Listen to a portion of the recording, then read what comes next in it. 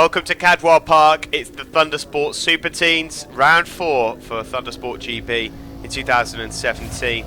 Superteen Championship with a new look to it this year, of course. We have Aprilia 1252 strokes, the Aprilia Rr4 50R, the restricted version, and of course eligible now Kawasaki 300s and the KTM 390s as well. And this has been a very close championship indeed. Coming into this weekend, Matt Bauer, number 78, had the lead of the championship. We've seen at various circuits so far this year. The Kawasaki's fancy some, the Aprilia's fancies other, the KTMs are up there at times as well, but this weekend it seems like it's Kawasaki's day once more, as it's number 102, Charlie Farrer, that gets off to the best start. In fact, coming into this race, after the results yesterday, as we see there a pair of replica Neil Hodgson leathers that had to just made me look twice, I have to say. There were just 7 points between 3 riders coming into this race. You can see by the weather it's not been the best of days. It's quite tricky out there for these youngsters to navigate. Syd, it's been dry, it's been wet, it's been in between. It's just about everything you don't really want. Yeah, but it's good for the kids to learn this, and as we've always said, they'll be all right if they're together, and that's what we need. It's why we went for this diverse championship with very many makes. Now, whether in your introduction there, whether you mentioned the fact that Lawrence Edgley is here on the very pretty new Yamaha R3 as well, which qualifies to go in. Very pretty looking bike, and he loves it, I have to say. No, I hadn't mentioned that. I've forgotten about the Yamaha, so that's nice to see. It's another manufacturer thrown in there as well. Lawrence Edgley, number 97, he's already up inside the top 3. There is number 21, that's Franco Born. Now, Franco Born, I noticed it, has switched actually midway through the season. He was on a 125 Aprilia. He's now gone on to a Kawasaki. Here they go across the line then, the 2 Kawasaki's that have the advantage ahead then of Lawrence Edgley on that Yamaha. There is your championship leader, Matt Bauer, on his Aprilia Rr4 50R. He's got a 3-point lead coming into this race at the moment, although it looks like with these 2 Kawasaki's out front, Ogden and Farrer, they could just move ahead of him in the championship after this race. Up towards Park Corner we come. And it is Ogden that has the advantage. It's tough to see there, but he does sport the number 19. The Yamaha then in third there of Lawrence Edgley, and that is number 7, Cade Vervey, South African rider, in 4th position. Further back there, number 44 is Mitchell Searle on his KTM 390. Orange bibs, of course, for the rookies. Now we drop down the hill. It's interesting, isn't it, Syd? The first round that we had at Brands Hatch, the Kawasaki's were dominant. And I suspect, quite rightly, maybe yourself and Dave might have been thinking, oh, these Kawasaki's might have it all their own way. But it hasn't proved to be that way because, of course, the last couple of rounds we've had, they've not quite been able to match the Aprilias. But here we are back at Cadwell again, and they look strong. Well, in actual fact, I mean, not wishing to be big-headed, but we didn't actually. We thought it would be sound because we'd looked at all the lap times of these various marks of the machine, and it did vary right across the circuits. And of course, let's not forget, it depends on the pilot, which is why to prove a point, we put Matty Rangeley on an RRV 450 just to prove a point, really, because although he qualifies quite handsomely to be a super teen, we asked him to have a go because he's an experienced pilot, and he smashed it. And you know, this is the thing, you mustn't expect these kids to just come in and just say because this, you know, they don't win straight away, it's because of the bike. It's, you know, they've got to learn. And even the little 125, you know, is still a very, very good machine. It just develops the power in a different way. And of course, you know, it just carries more corner speed, whereas the 4-strokes have got more grunt.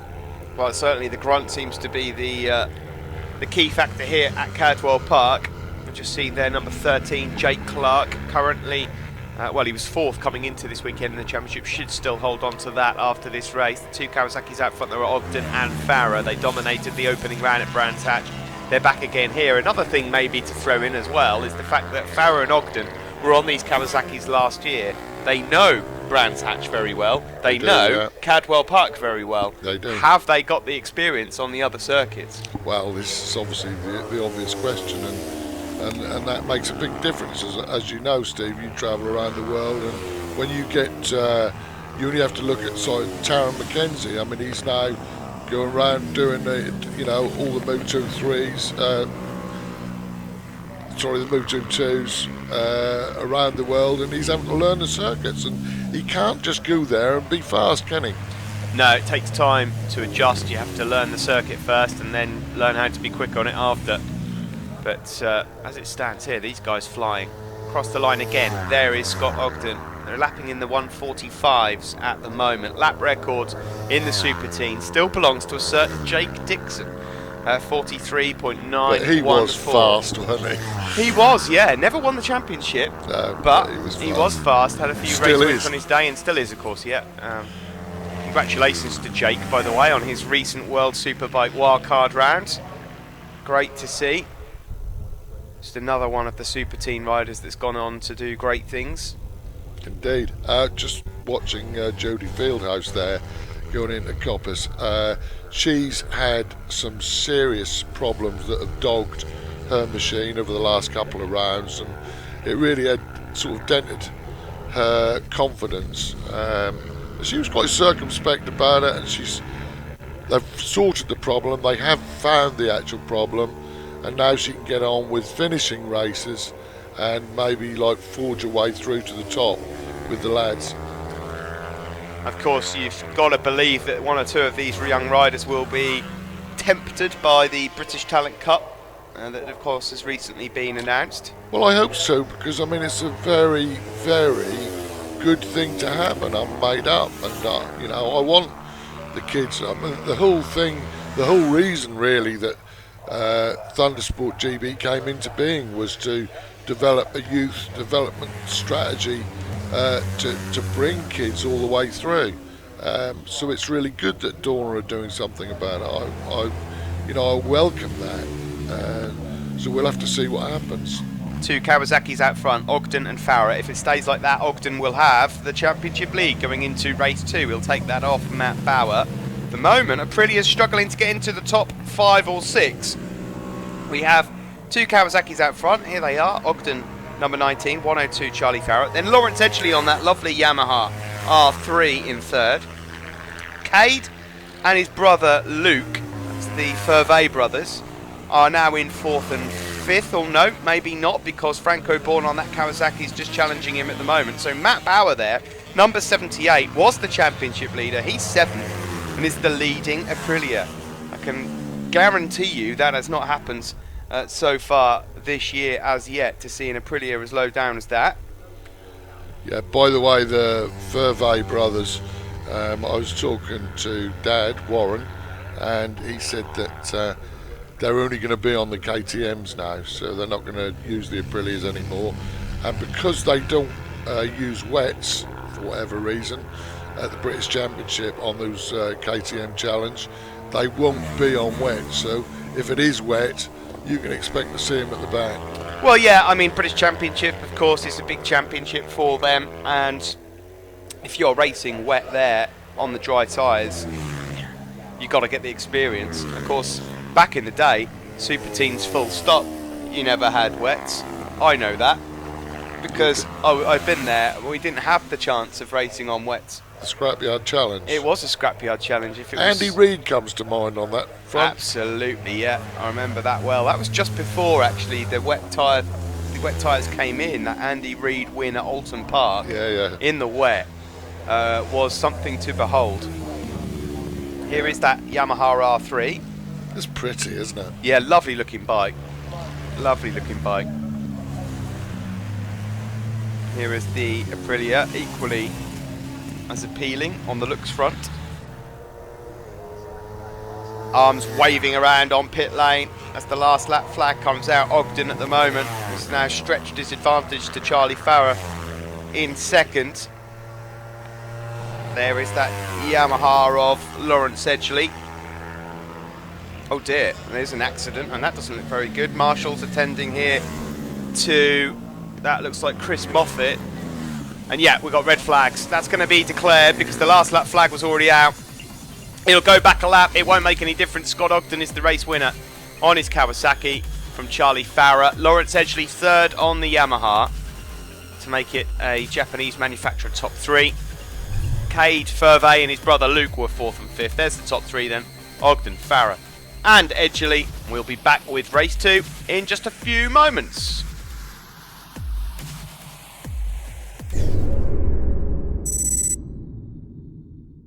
We're at Dunlop Motorsports Technical Centre in the United Kingdom, and this is the place where we design, develop and manufacture some of the tyres that are used by winning riders and winning drivers all around the world.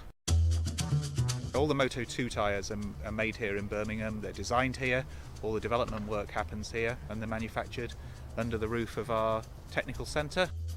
So the design process for the tyres actually starts with modelling the tyre. I mean, we use processes such as FEA, finite element analysis, which enables us to model the tyre on the screen, but also to model the forces that are going through the tyre before we actually build a tyre and put it into real testing. The first stage of making a Moto2 tyre is the mixing of the compound. We tend to mix compounds in batches of say 100 grams, so you'll have a recipe for each compound. Now, compound is a mixture of all the raw ingredients: natural rubber, synthetic rubber, silica, which improves the wet performance, and some of the other magic formula compounds that we add into there. So the way the mixer works, it's a bit like a giant food mixer. The compound goes into the machine, it's mixed in the machine, and what we see coming out of the machine is like a sticky, licoricey kind of material, which is then stored in strips and again allowed to cool for a specific period of time before it then goes on into the next stage, which is to have it cut into a shape that's useful for tyre building. People think that a tyre is just made of rubber, but there's also other materials that go into a tyre, such as fabric. And what we see here is material going through a process that we call calendaring, which is where we mix materials such as fabric with rubber, so it sticks to the other rubber components in the tyre. And here we're having it cut into precise shapes that will then build the components in the tyre at the next stage of building. The second stage of making a Moto2 tyre is building the carcass of the tyre. The process is a very labour intensive process. We can see that the operator is being guided by the lasers above him to get the components in exactly the right place. When we get feedback from our testing and our development, we can change the dimensions, the thickness of the materials, lots of different permutations in order to give the rider the confidence that he needs in order to perform on the track. Third stage in building a Moto2 tyre is to bring together the carcass of the tyre to meet the compounds that have come from the mixing machine. The carcass of the tyre is put onto the second stage building machines, and the compounds are applied as a strip onto the tyre. We see the operator being guided by laser guides. He's applying the compound into the specific areas of the tyre. The compound can go on in very thin strips, so you can have a specific type of compound on a very specific part of the tyre in order to give the grip. We can even make asymmetric compounds here, and with a multitude of different tread compounds across the whole width of the tyre. When we get to the final stage, which is called moulding or curing, we've also got the option of how long do we leave the tyre in the oven for. We can cook it at any temperature for any length of time. So this is a stage where it not only cures all the materials that are inside the tyre, but it also moulds it. So the tyre that comes out of the mould is the finished product. It's got the sidewall stamping on it with the Dunlop logo and the size on there. And if it's a wet tyre, it's also the place where the grooves and the distinctive grooved wet weather pattern is put into the tyre. This factory, we make 250,000 racing tyres a year, and they're supplied not only to MotoGP, but also to other major bike events. And they're the areas where we develop tyres, because we're in open competition with the other tyre companies. And that's where we can develop some of the new constructions and compounds that give us some really useful learnings for a one brand championship like Moto2 and Moto3 in the future.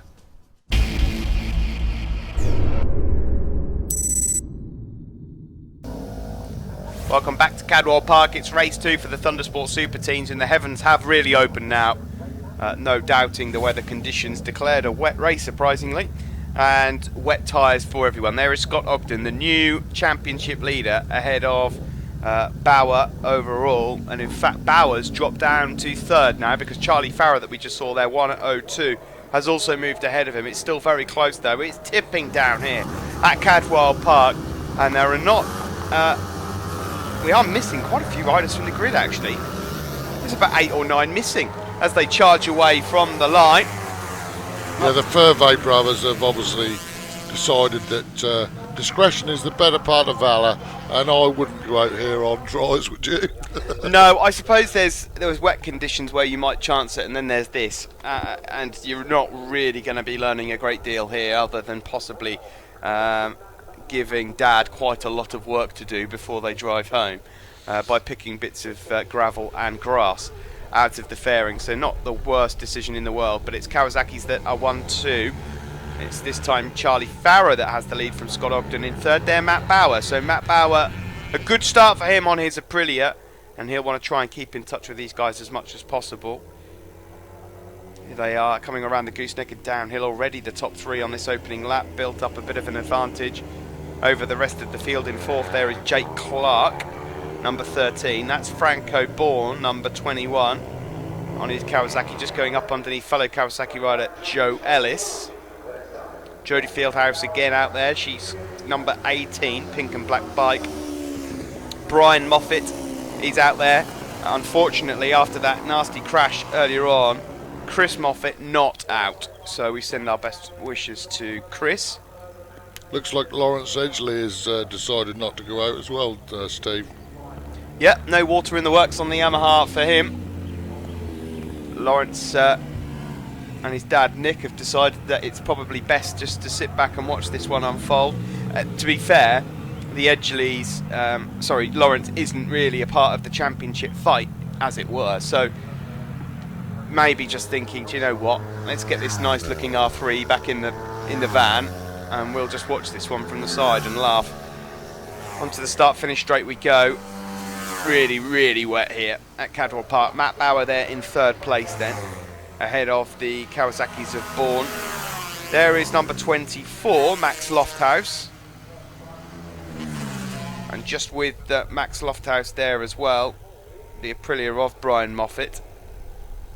Liam Bassett, Cameron Hall and Jake Aldridge also out in the field here. In fact, Jake Aldridge, the only KTM in the field now, thanks to the Furveys not taking part in the race. There is Jodie Fieldhouse. She's just inside the top 8 at the moment, but Charlie Farrer, it's been a good weekend for Charlie. A decent result here for him and a race win ahead of Scott Ogden. And that would mean he'd only be 9 points down going into Mallory Park. Yeah, I was quite happy actually to see that there was 20 started this weekend of Superteens. This championship had gone down quite a bit from the early days when we used to have 54 riders apply. But I think it's going to be a slow burner. It is coming back with the mix and machinery. So I was quite happy with 20, and you know, you get up to sort of another 8 on the grid or 9 or 10 on the grid, and you're looking at a nice, you know, bunch of bikes out there. And they're not ridiculously expensive either to buy, are they, No. these machines? No. To get them into race trim either, there's nothing that you have to do No. really to the engines to get them up to spec. I mean, the new breed of machine, they really are not caning them. They're not under duress at all. And things like the KTM and the Aprilia RRVs are restricted, so they really, you know, aren't being pushed. Unlike the little 125, which you'd be thrashing the backside off at like all of its life. You know, so it's, you know, it's quite good, and they do seem to hold their money, don't they? Seems that way. Here we see two 450Rs 24 Max Lofthouse and number 18 Jodie Fieldhouse. They're on for a top 8 finish. This is your race leader though, Charlie Farrer, number 102 from Easington. And then Scott Ogden, championship leader from Doncaster on the DC Butler A18 motorcycles Kawasaki. A few sponsors there for him. Number 21 Franco Bourne, rookie, you can see there with the orange bib on, from Crook. Privately run set up that. And they're 23 as well. Joe Ellis from Hannington. Jake Clark, by the way, number 13, we just saw there as well from Bromsgrove. So, bit of a strung out race this. Yeah, it's not the race we had at Snetterton. That was the races there were quite good and close. And unfortunately, you can't see everything because we lost a camera at Barn Corner, water in the works. But unfortunately, we didn't get any onboards from anyone. So, but it's I mean, interesting though. The spoils obviously split between Farrer and Ogden this weekend, it seems. Yeah, it's been a good weekend for them both. They needed to just try and make up some ground. Coming into this weekend, they were 15, 16 points off the pace. Scott Ogden, in fact, came into this weekend 32 points down. He's going to leave here as the championship leader. Matt Bauer having a bit of trouble with a bit of a steamed up visor by the looks of things there. The classic old age problem that still hasn't been 100% fixed, it seems, in motorcycle racing, which is so bizarre. So the bloke who fixes that should make a lot of money, really. You would think so. There have been Grand Prix races that have been lost because of that very thing, and even today it still happens. Across the line there again for Farrer then, lapping comfortably in the 202s, which is a couple of seconds per lap quicker than Scott Ogden is going. And he in turn is 2 seconds a lap quicker than Matt Bauer. And then it's the best of the rest. Here is Jake Clark and Franco Bourne. Franco Bourne is actually lapping, sorry, that's Jake Clark and Joe Ellis. Joe Ellis is lapping slightly quicker than Jake Clark on this lap. Yeah, there's some big disparities there, you see. And that is down to experience, Steve. You know, I mean, you can't expect kids to go out there and be fast in the wet automatically. Other than ones who just don't understand anything about the wet and just think that you can go just as fast in the wet as you can in the dry, which for some of them they could, in actual fact, go as fast in the wet as in the dry. Not the guys right at the sharp end, obviously, but... Well, here is your rider that will take this championship lead into Mallory Park. I wonder if Ogden, Farrer and co have ever raced around Mallory. We will find out very soon, at the end of June. I wonder if they like cheese and pickle sandwiches. They're going to have to, 'cause that's all they've got. Sausages is all we got. Through Hall Bends for Farrer then, coming to the closing stages of this one. He's done everything perfectly so far, not put a foot wrong, not even a wobble on the motorcycle. And likewise for Ogden, but just a moment or two there, but just everything working very well for Farrer out front. How on earth is Matt Bauer seeing through that visor? Maybe he's riding through memory. Across the line, pit board as well there for Farrer. Not every rider you can see in the field has a pit board, but Farrer's just been informed that he does have a 9-second lead. I'd say it's actually a touch more than that. Yeah, well, they would have recorded that from the previous lap, wouldn't they? And because he's picking up at sort of 2 seconds a lap, which is quite a lot, isn't it, when you think about it? Mammoth amount per lap in terms of these sorts of boys and girls racing, especially, like you say, how quite close they were racing back at Snetterton as well. With how far Bauer is behind Ogden, you'll probably find he'll knock it off as well. Yeah, Bauer just needs to take the points now. It's not been the best weekend for him. He'll just have to regroup and return to Mallory Park and try and get his lead back. It's as it stands at the moment, I would say neatly poised is an understatement, Sid, because we will get to round 5 of the Thundersport GB Championships, and that's after these guys Bearing in mind they have 4 races per weekend. So they'll have had 16 races. And there'll be 3 riders split by, let's get this right, 13 points. I'm happy with that. That's neatly poised, I'd say. Which is what we want, isn't it? We want a close championship. You don't want anyone running away with it to make it interesting. And then ideally, a real dust-up for the championship at the final round. Like the old days. Farah's made really light work of this. It's an impressive display from him in these conditions as well. Really, really soggy out there, but not a single wheel out of line. Ogden will take it. 20 points for him means he's confirmed to be the championship leader ahead of Matt Bauer. Matt, unfortunately, here. He will be on the podium. He'll drop to 3rd overall in the championship. Checkered flag is out. As easy as that. Great win for 102 Charlie Farah on the Kawasaki. 2nd this time for Scott Ogden, who went across the line 15 seconds behind Farah. Matt Bauer was 3rd ahead of Franco Bourne, who had a late charge, in fact, to try and catch Matt Bauer, and then it was Joe Ellis. But there is your top 3. Now let's look at the championship standings. Well, there's 17 points between 3 riders. There's 13 between Farah and Bauer.